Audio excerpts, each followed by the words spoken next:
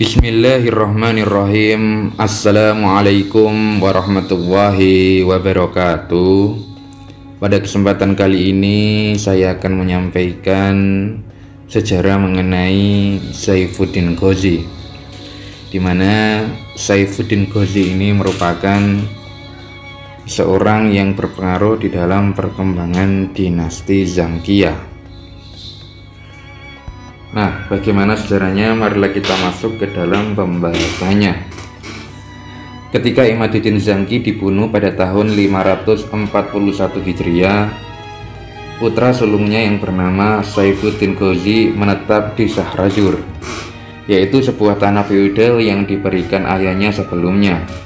Sedangkan Nuruddin Mahmud yang merupakan putra kedua Imaduddin Zangki bersama ayahnya di Benteng Jakbar. Setelah menyaksikan pembunuhan terhadap ayahnya, ia mengambil cincinnya dari tangannya. Kemudian ia bergerak bersama sebagian pasukan militernya ke Aleppo. Ia pun menguasainya dan daerah-daerah administratifnya pada bulan Rabiul Akhir pada tahun 1146 Masehi.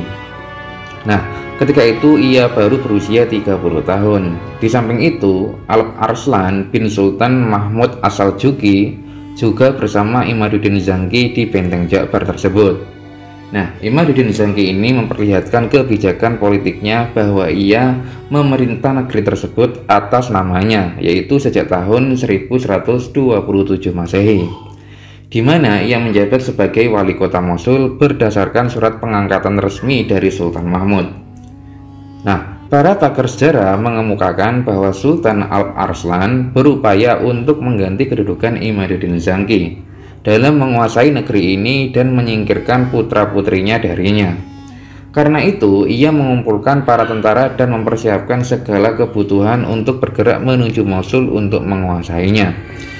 Akan tetapi, Perdana Menteri Jamaluddin Al-Asfahani memainkan peran besar dalam menjaga pemerintahan dinasti Zangkiyah dan mempertahankannya dalam kekuasaan putra-putri sahabatnya itu, yaitu putra-putri daripada Imaduddin Zangki.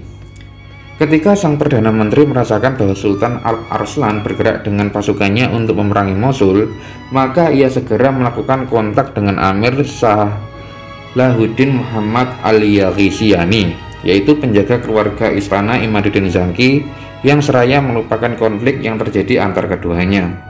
Akhirnya keduanya bersepakat untuk menjaga pemerintahan bagi putra-putri Imaduddin Zangki dan menyingkirkan Sultan Alp Arslan As-Saljuqi darinya, di mana dalam situasi dan kondisi tersebut Perdana Menteri Jamaluddin Al-Asfahani berkirim surat kepada Salahuddin Al-Yaghishiyani yang mengatakan, sesungguhnya pilihan yang bijak adalah apabila kita mengesampingkan konflik yang terjadi di antara kita, lalu bergerak menelusuri jalan yang bertujuan menetapkan kekuasaan atau pemerintahan yang berada dalam kekuasaan putra-putri sahabat kita.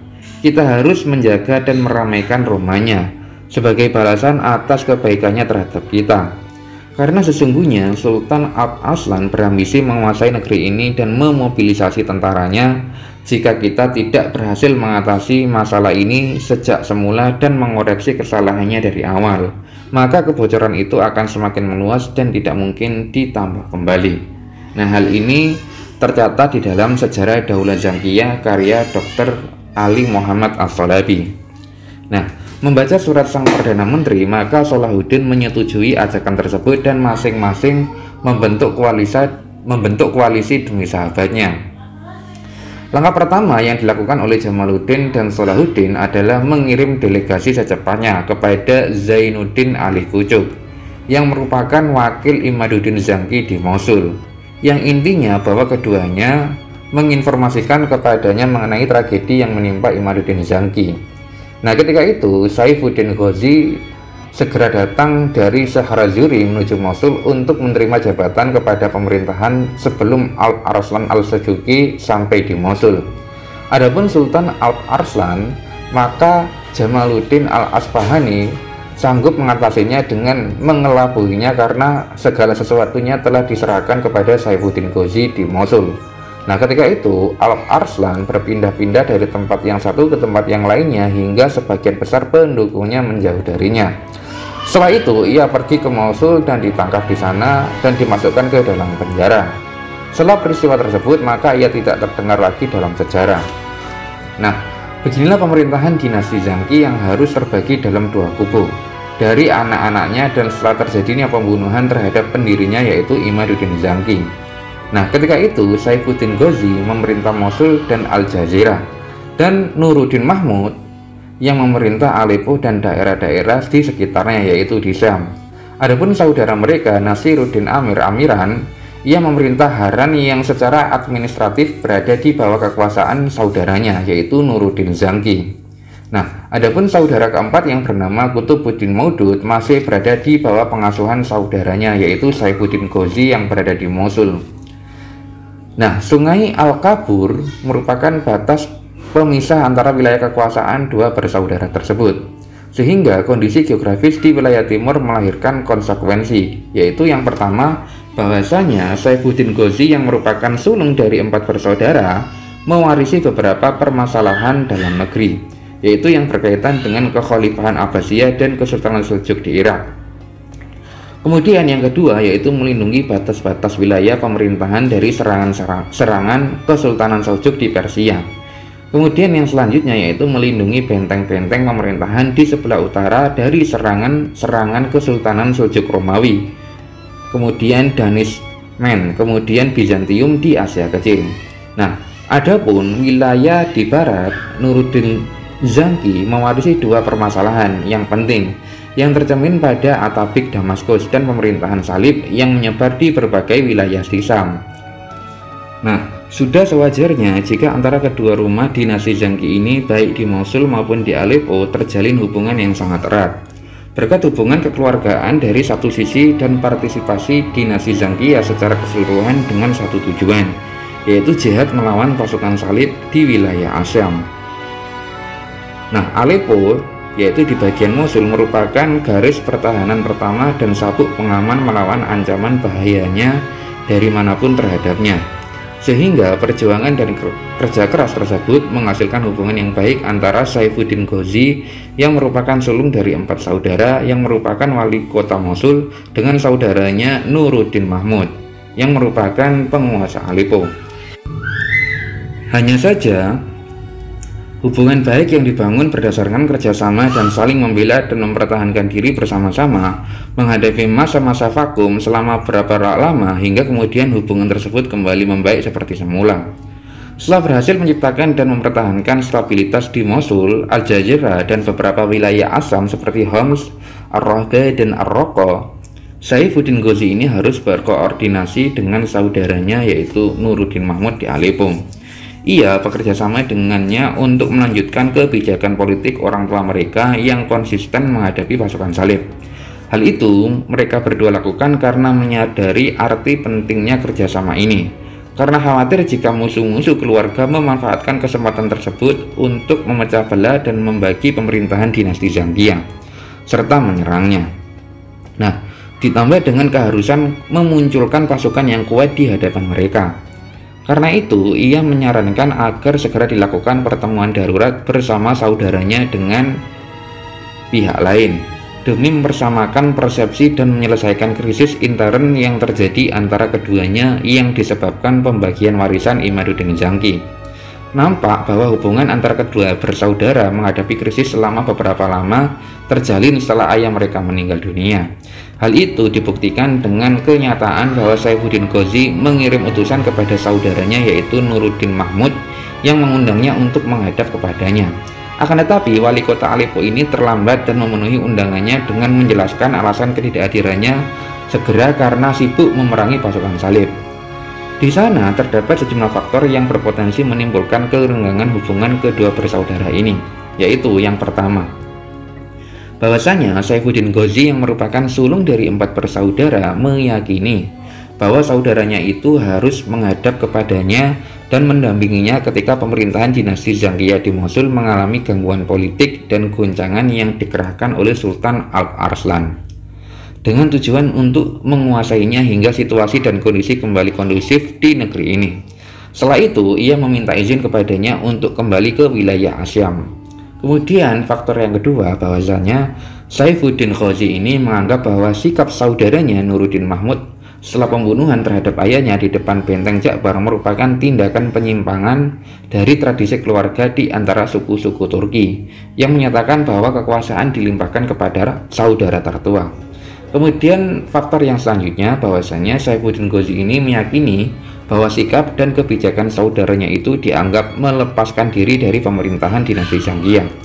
Sebab monopoli Nuruddin Mahmud terhadap harta kekayaan keluarga di Aleppo berarti membentuk pemerintahan terpisah dari pemerintahan dinasti Zanggi di Mosul. Nah, faktor-faktor inilah yang mendorong Saifuddin Ghazi menekan saudaranya yaitu Nuruddin Mahmud untuk mengadakan pertemuan dengannya dan menyelesaikan krisis yang terjadi antara keduanya.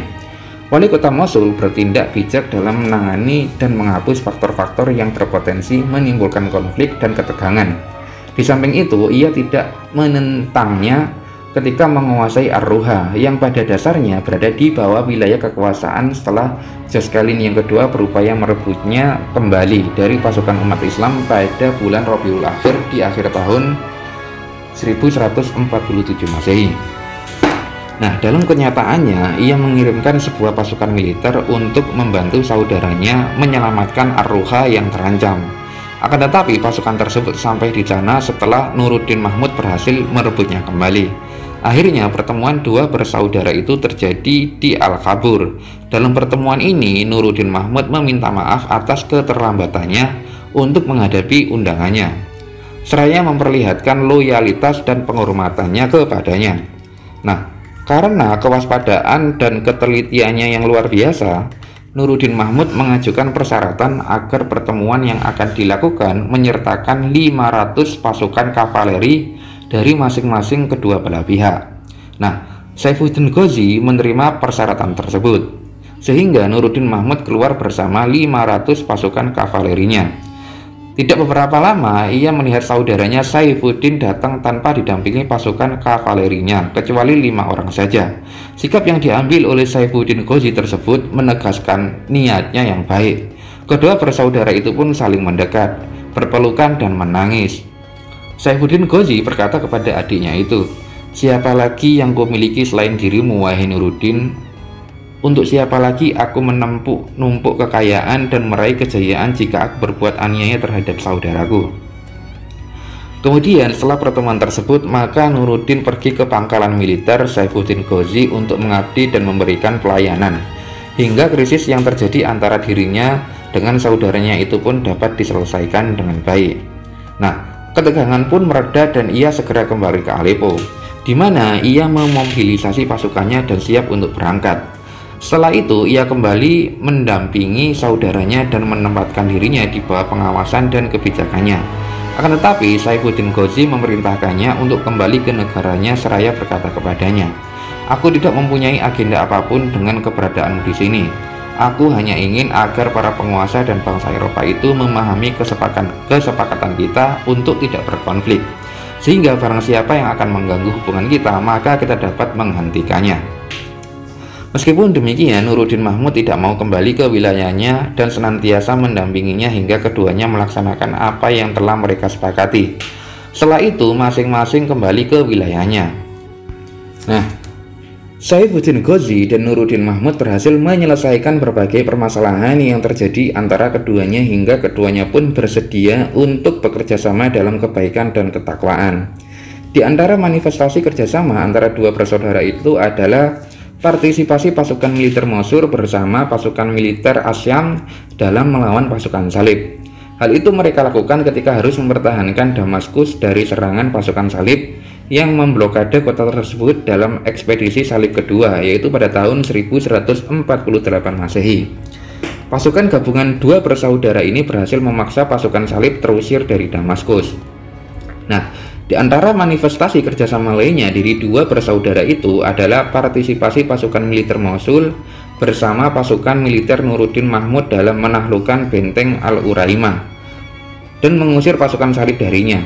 Begitu juga dengan kerjasama kedua bersaudara itu antara pasukan Mosul dan pasukan Aleppo dalam mengalahkan pasukan Salib di Inab dan menaklukkan Afahim pada tahun 1149 Masehi. Hanya saja kebersamaan itu tidak dapat dinikmati lebih lama oleh Saifuddin Ghazi karena ia meninggal dunia di Mosul pada bulan Jumadil Akhir pada tahun 1149 Masehi setelah memerintah selama 3 tahun 1 bulan 20 hari. Nah, jenazah Saifuddin Ghazi kemudian dimakamkan di dalam lembaga pendidikan yang didirikan di Mosul. Saifuddin Ghazi merupakan sosok yang perawakan ideal, berusia sekitar 40 tahun, meninggalkan seorang anak laki-laki yang diasuh oleh pamannya yaitu Nuruddin Mahmud dan dinikahkan dengan putri saudaranya yaitu Kutubuddin Mahmud bin Zangki.